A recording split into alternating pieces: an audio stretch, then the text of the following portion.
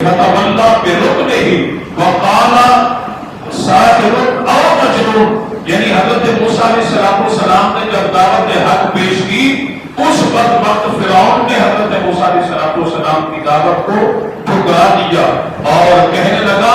کہ فتولى بركنه وقال ساحر او مجنون، کہ اے موسیٰ تو جادوگر ہے، تو دیوانہ ہے، کیا ہو گیا، تو کیسی بات کرتا ہے؟ تو حضرت موسیٰ علیہ السلام کی دعوت کا جب فرعون نے رد کیا، ٹھکرا دیا، آپ کی دعوت کو قبول کرنے سے انکار کر دیا، تو اس وقت مطلب حضرات یہ جنتی لاٹھی حضرت موسیٰ علیہ السلام کا عصا مبارک اب جو ہے اسے معجزات کا جو ہے وہ ظہور شروع ہو گیا۔ اب فرعون نے کیونکہ اپنی دربار کے اندر بہت بڑا ہجوم اکٹھا کیا تھا، جہاں تک کہ علماء نے لکھا ہے کہ لاکھوں کی تعداد میں انسان ہی انسان تھا، اور بڑی تعداد میں فرعون نے جادوگروں کو بلا رکھا تھا جادو کا کرتب دکھانے کے لیے، اور وہ سارے کے سارے جادوگر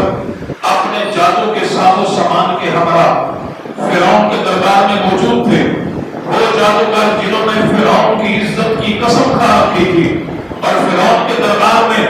اب جادو کے تمام تر ساز و سامان کے ساتھ موجود ہے اور اپنے جادو کا کرتب دکھانے کے لیے آئے ہیں۔ اب محترم حضرات انہوں نے جادو کی رسیاں، جادو کی لاٹھیاں، وہ ساری کی ساری جب میدان کے اندر پھینکی تو وہ ساری رسیاں اور وہ ساری لاٹھیاں محترم حضرات سانپ بن کر کے دوڑنا شروع کر دیا۔ انہوں نے چاروں طرف ان سانپوں نے دوڑنا شروع کر دیا، اور اس کے بعد لوگوں کے اندر ایک خوف و ہراس کی فضا قائم ہو گئی، لوگ ڈر گئے، خوف زدہ ہو گئے، اور اس خوف کی وجہ سے لوگ دوڑنے لگ گئے، بھاگنے لگ گئے۔ اور اب اللہ کا حکم ہوتا ہے، اس جنتی لاٹھی کا پہلا معجزہ حضرت موسیٰ علیہ السلام کو حکم ہوا کہ پیارے کلیم اب جنتی لاٹھی اسی میدان کے اندر ڈال دیجیے۔ حضرت موسیٰ علیہ السلام اپنا عصا مبارک اس جنتی لاٹھی کو میدان کے اندر ڈالتے ہیں۔ محترم حضرات حضرت موسیٰ علیہ السلام کا لاٹھی میدان کے اندر ڈالنے کی دیر تھی، نتیجہ کیا نکلا کہ وہ لاٹھی، وہ آپ کا عصا مبارک بہت بڑا اژدہا بن گیا، بہت بڑا سانپ بن گیا۔ اس نے فرعون کے تمام جادوگروں کے سانپوں کو اپنے منہ کے اندر لے لیا۔ یہ پہلا معجزہ جنتی لاٹھی کا۔ اور جب فرعون کے جادوگروں نے یہ منظر دیکھا وہ سارے کے سارے سجدہ ریز ہو گئے، اور انہوں نے اس بات کو قبول کر لیا، اس بات کا اقرار کر لیا کہ ہم موسیٰ اور ہارون کے رب پر ایمان لاتے ہیں۔ اور اس کے بعد محترم حضرات فرعون اپنی ضد پر اڑا ہوا، یعنی یہ معجزہ دیکھنے کے باوجود وہ سارے کے سارے جادوگر ایمان لے آئے اللہ پر، لیکن فرعون کی آنکھیں پھر بھی نہ کھلی، وہ اپنی سلطنت کے نشے کے اندر جو ہے مست تھا محترم حضرات، اور اس قدر وہ گمراہ ہو چکا تھا کہ وہ راہ راست پر آنے کے لیے تیار ہی نہیں ہے۔ اس کے بعد محترم حضرات اس جنتی لاٹھی کا اب دوسرا معجزہ حضرت موسیٰ علیہ السلام کی قوم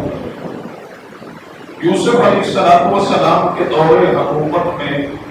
ملک شام سے، کیونکہ بنی اسرائیل حضرت موسیٰ کی جو قوم ہے ان کا اصل وطن کون سا ہے؟ ملک شام۔ کون سا ہے؟ ملک شام۔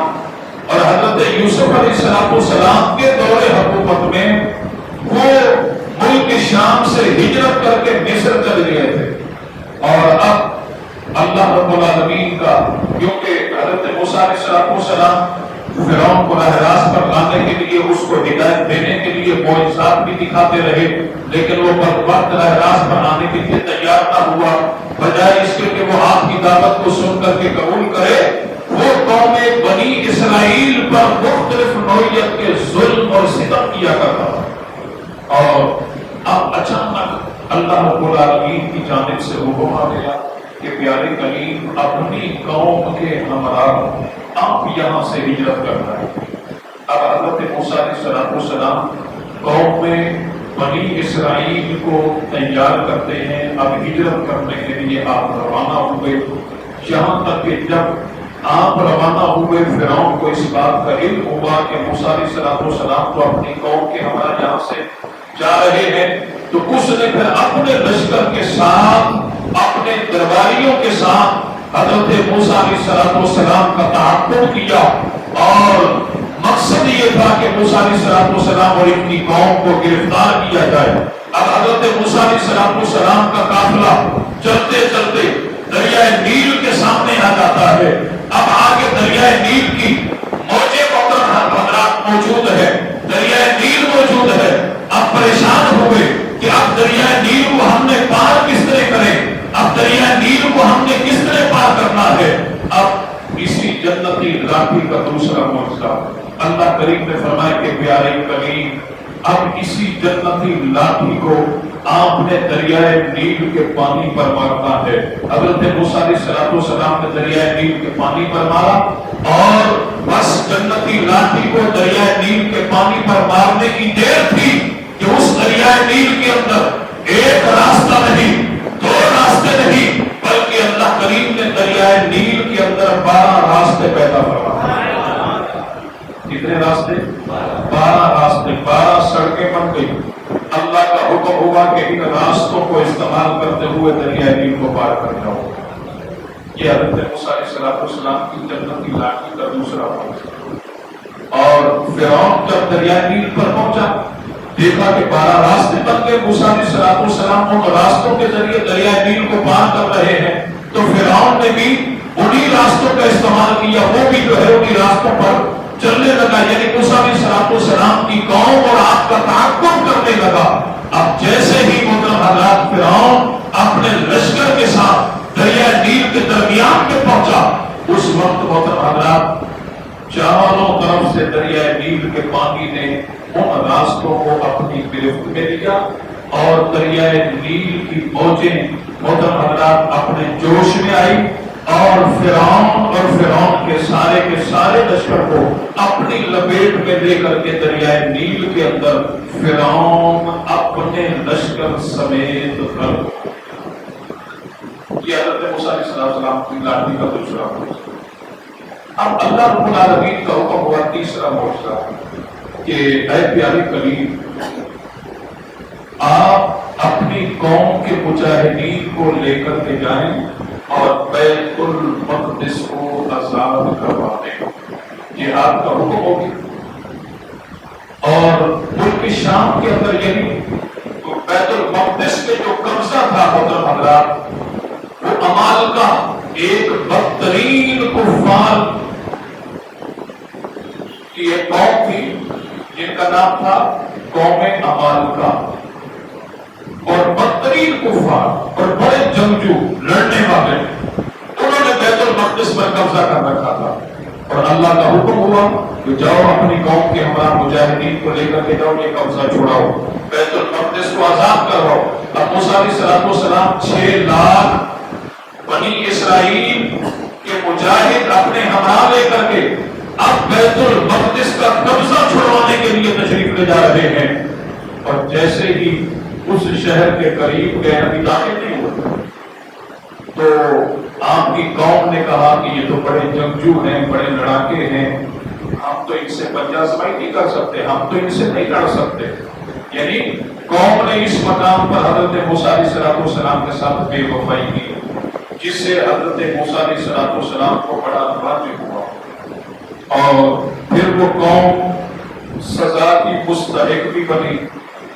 اللہ رب العالمین جب وہ قوم کہتا ہے کہ اے موسیٰ آپ جانے اور آپ کا خدا جانے، ہم تو نہیں لڑ سکتے، آپ جانے آپ کا خدا جانے، اور اس پر حضرت موسیٰ علیہ السلام بھی رنجیدہ ہوئے، اور اللہ کریم نے قوم بنی اسرائیل کو یہ سزا دی کہ 40 برس تک محترم حضرات میدان میدان تیر کے اندر 40 برس تک قوم بنی اسرائیل بھٹکتی رہی، اس میدان سے 40 سال تک باہر نہیں نکل سکتے. یہ ان کی سزا بھوکے پیاسے، جہاں تک کہ حضرت موسیٰ علیہ السلام بھی موجود تھے.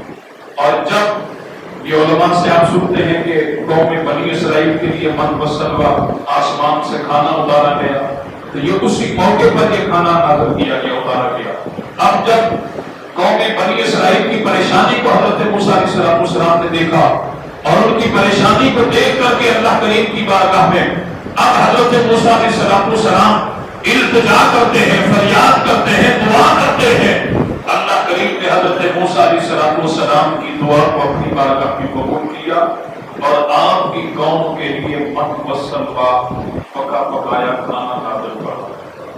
اس قوم نے کھانا کھایا، اب پانی کی ضرورت ہے، پیاسے ہیں. پھر حضرت موسیٰ علیہ السلام کی بارگاہ میں عرض کی پانی کی ضرورت ہے، ہم بھی پیاسے، ہمارے جانور بھی پیاسے ہیں. تو اللہ کریم کی بارگاہ میں پھر حضرت موسیٰ علیہ السلام عرض کرتے ہیں. تو اللہ کریم نے پھر حضرت موسیٰ علیہ السلام کو حکم دیا کہ اے پیارے موسیٰ، جب حضرت موسیٰ علیہ السلام نے قوم کے لیے پانی کا سوال کیا، وَإِذِ اسْتَسْقَىٰ مُوسَىٰ لِقَوْمِهِ فَقُلْنَا اضْرِب بِّعَصَاكَ الْحَجَرَ فَانفَجَرَتْ مِنْهُ اثْنَتَا عَشْرَةَ عَيْنًا قَدْ عَلِمَ كُلُّ أُنَاسٍ مَّشْرَبَهُمْ. یعنی حضرت موسیٰ علیہ السلام نے قوم کے لیے اللہ کریم کی بارگاہ میں پانی کا سوال کیا. اللہ کریم نے فرمایا اب جنتی لاٹھی کا تیسرا معجزہ، فرمایا کہ پیارے کریم اس پتھر پر اپنی جنتی لاٹھی کو ماریے، اپنے عصا مبارک کو ماریے. حضرت موسیٰ علیہ السلام نے جیسے ہی محترم حضرات اس پتھر پر اپنا عصا مبارک مارا، بس وہ جنتی لاٹھی مارنے کی دیر تھی، اللہ کریم نے اس پتھر سے پانی کے 12